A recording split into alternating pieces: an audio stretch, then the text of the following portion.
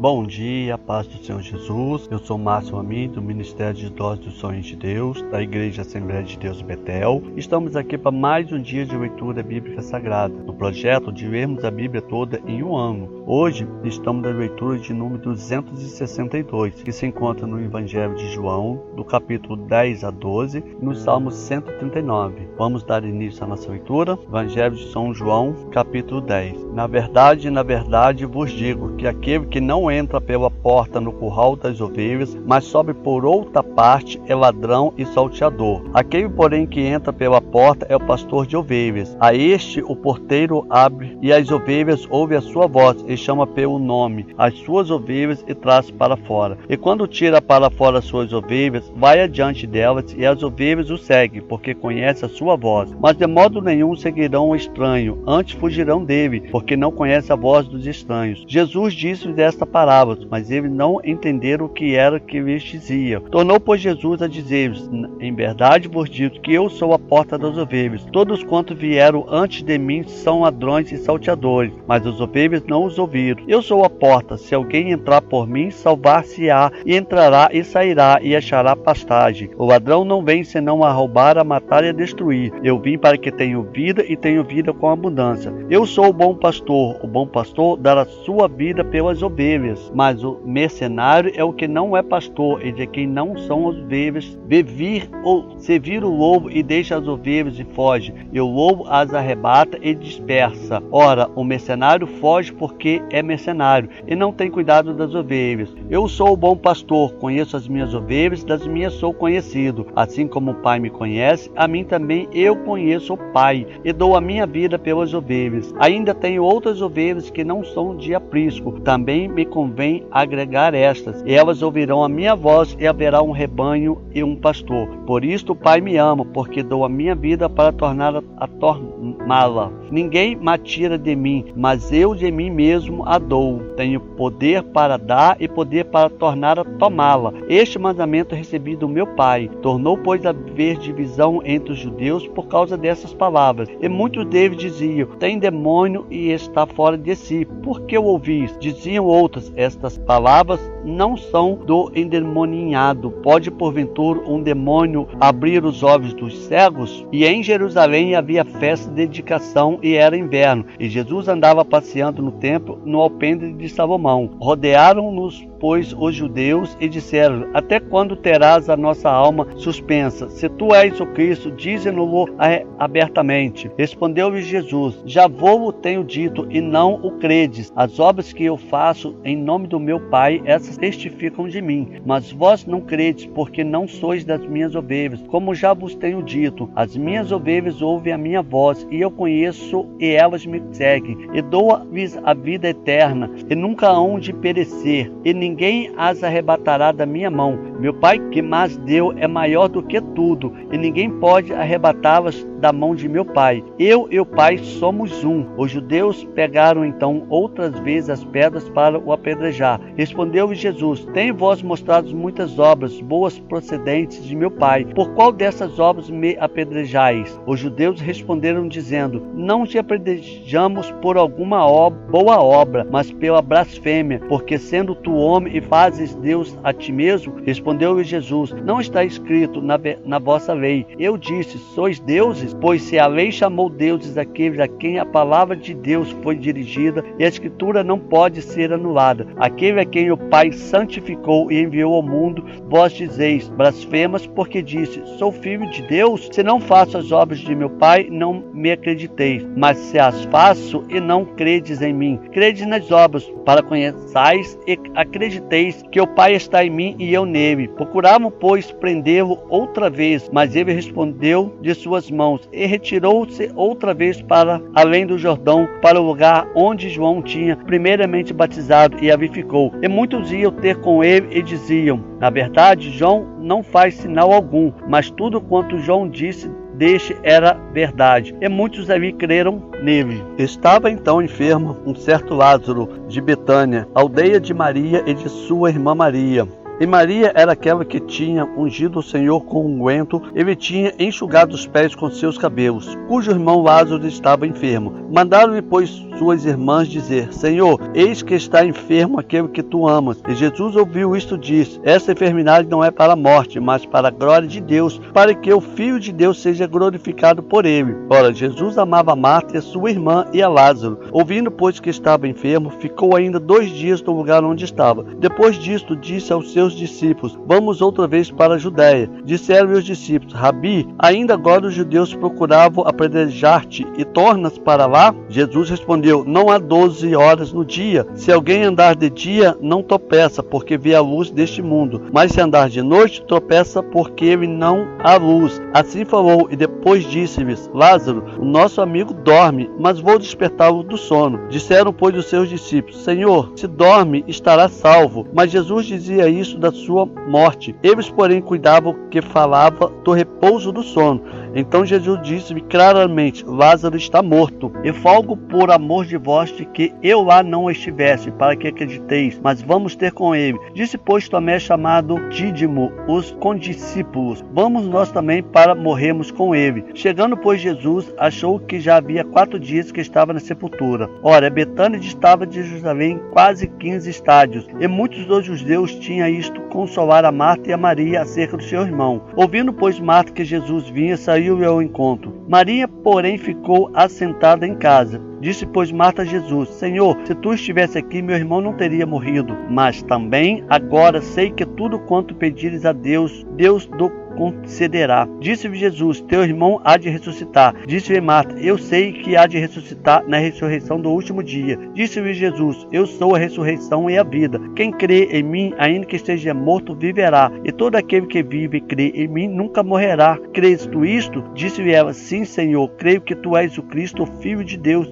que havia de vir ao mundo. E dito isto, partiu e chamou em segredo a Maria, sua irmã, dizendo: o mestre está cá e chama-te. Ela, ouvindo isso, levantou-se logo e foi ter com ele. Ainda Jesus não tinha chegado à aldeia, mas estava no lugar onde Marta o encontrara. Vendo, pois, os judeus que estavam com ela em casa e a consolavam, que Maria apressadamente se levantara e saíra. Seguiram-na dizendo: vai ao sepulcro para chorar ali. Tendo, pois, Maria chegado aonde Jesus estava e vendo-o, lançou-se aos seus pés, dizendo: Senhor, se tu estivesse aqui, meu irmão não teria morrido. Jesus, pois, quando a viu chorar, e também chorando os judeus que com ela vinham, moveu-se muito em espírito e perturbou-se, e disse: onde o puseste? Disseram: Senhor, vem e vê. Jesus chorou. Disseram, pois, os judeus: vede como o amava. E alguns deles disseram: não podia ele, que abriu os olhos ao cego, fazer também com que este não morresse? Jesus, pois, movendo-se outra vez muito em si mesmo, veio ao sepulcro, e era uma caverna, e tinha uma pedra posta sobre ela. Disse Jesus: tirai a pedra. Marta, irmã do defunto, disse-lhe: Senhor, já cheira mal, porque é já de 4 dias. Disse-lhe Jesus: não te hei dito que, se creres, verás a glória de Deus? Tiraram, pois, a pedra, e Jesus, levantando os olhos para os céus, disse: Pai, graças te dou, porque me haveres ouvido. Eu bem sei que sempre me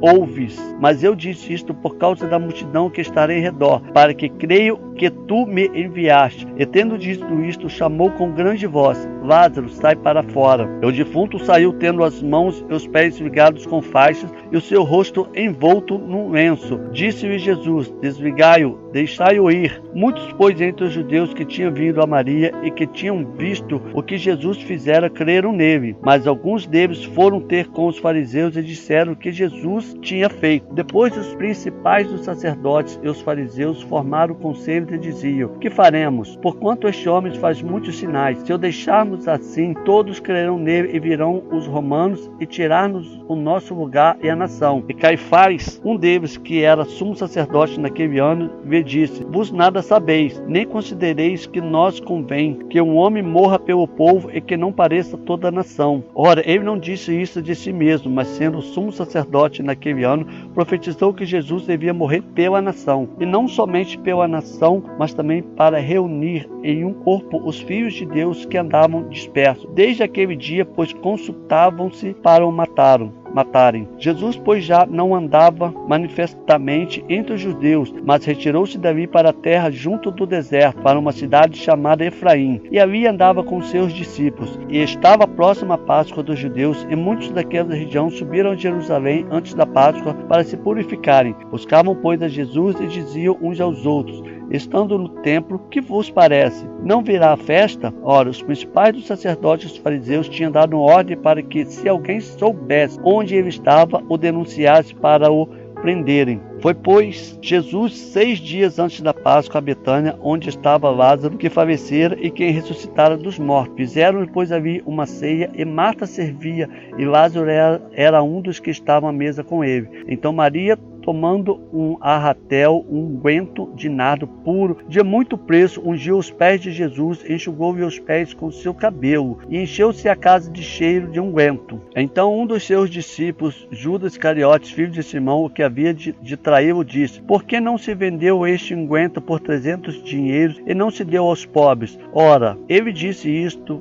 não pelo cuidado que tivesse dos pobres, mas porque era ladrão e tinha a bolsa e tirava o que ali se lançava. Disse-lhe, pois, Jesus: deixai-a para o dia da minha sepultura. Guardou isto, porque os pobres sempre tendes convosco, mas a mim nem sempre me tendes. E muita gente dos judeus soube que ele estava ali, e foram não só por causa dos judeus, mas também para ver a Lázaro, a quem ressuscitara dos mortos. E os principais dos sacerdotes tomaram deliberação para matar também a Lázaro, porque muitos dos judeus, por causa dele, iam e criam em Jesus. No dia seguinte, ouvindo uma grande multidão que viera à festa, que Jesus vinha a Jerusalém, tomaram ramos de palmeiras e saíram-lhe ao encontro e clamavam: Hosana, bendito o Rei de Israel, que vem em nome do Senhor. E achou Jesus um jumentinho e assentou-se sobre ele, como está escrito: não temas, ó filho de Sião, eis que o teu rei vem assentado sobre o filho de uma jumenta. Os seus discípulos, porém, não entenderam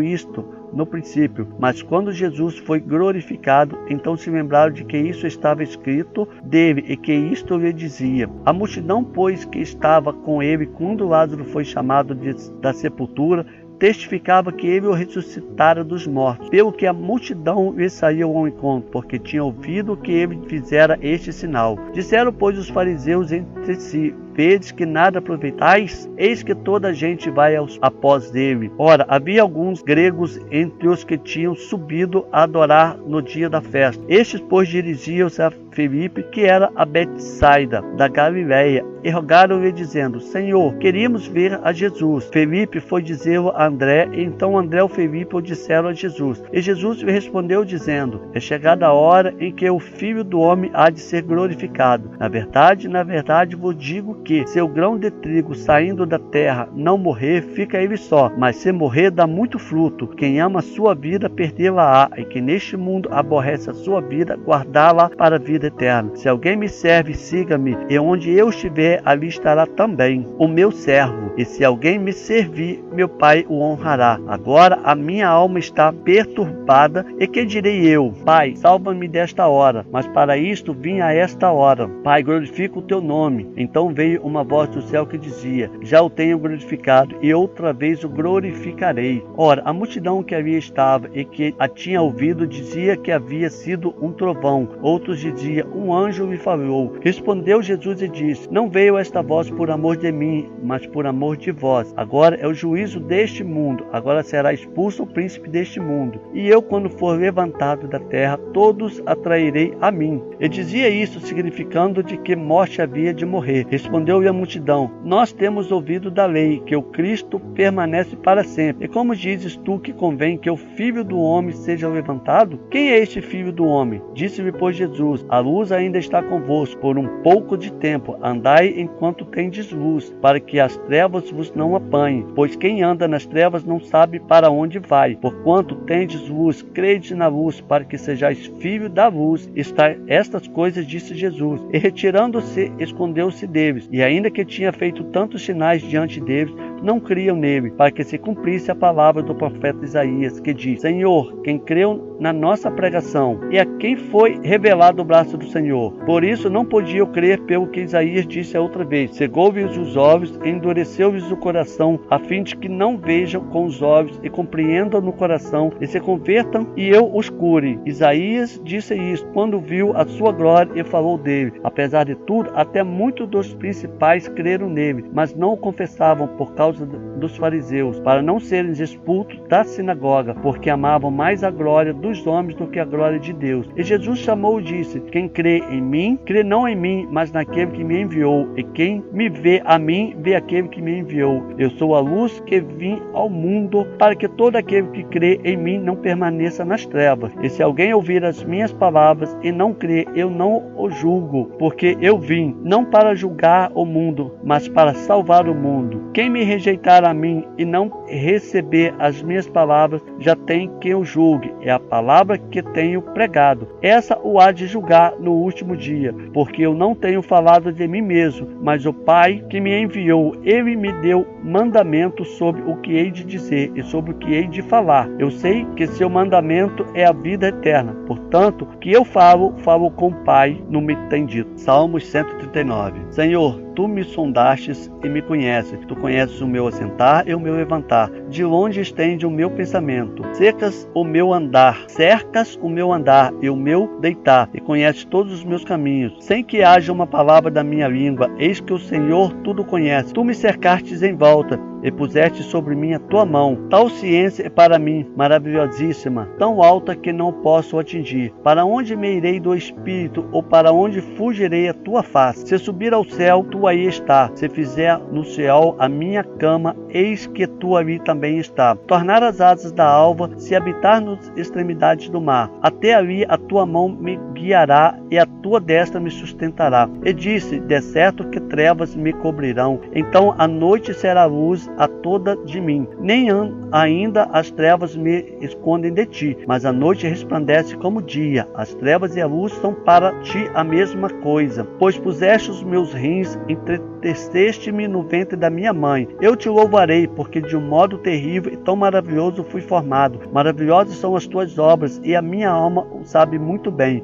Os meus ossos não te foram encobertos, quando no oculto fui formado, entretecido como nas profundezas da terra. Os teus olhos viram o meu corpo ainda informe, e no teu livro todas estas coisas foram escritas, as quais iam sendo dia a dia formadas, quando nem ainda uma delas havia. E quão precioso me são, ó Deus, os teus pensamentos, quão grandes são as somas deles. Se as contasse, seriam em maior número do que a areia. Quando acordo, ainda estou contigo. Ó Deus, tu matarás deserto o ímpio. Apartai-vos, portanto, de mim, homens de sangue, pois falam malvadamente contra ti, e os teus ímpios tomam o teu nome em vão. Não aborreço eu, ó Senhor, aqueles que te aborrecem, e não me aflijo por causa dos que levantam contra ti. Aborreço-os com o ódio completo, tenho-os por inimigo. Sonda-me, ó Deus, e conhece o meu coração. Prova-me e conhece os meus pensamentos, e vê se há em mim